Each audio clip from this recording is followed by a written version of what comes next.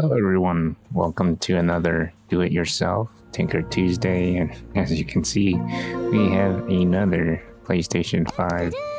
Someone sent me from the same community their PlayStation 5 to upgrade the memory because they weren't sure how to go about doing it.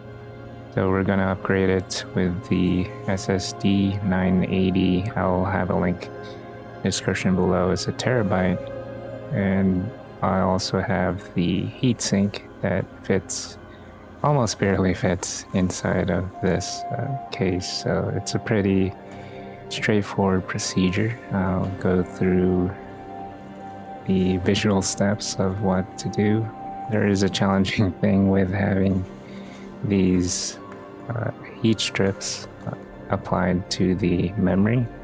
So as a trick, I had to remove my gloves and use my fingernails to remove the plastic pieces, which was the main reason why I couldn't do it quickly and efficiently.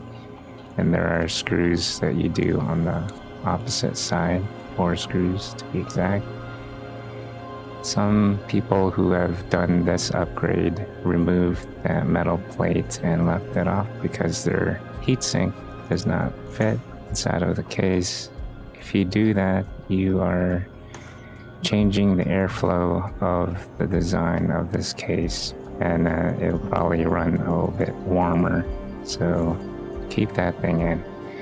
Oh, and surprise, the friend could not, she mentioned she could not afford getting the face plates, so she was thinking about getting an all black case. So I did something extra and provided that for you. Happy holidays, whatever holiday that you celebrate this month. Anyway, that's all the time that you have. If you like this video, hit the like button. If you want to see future videos like this, hit the subscribe button. And by the way, please don't send me your PlayStation 5s. I mean, unless I know you, I'm not very comfortable having these things in my home. Anyway, this is Nezodam signing out. Take care, stay safe. Remember, you're essential.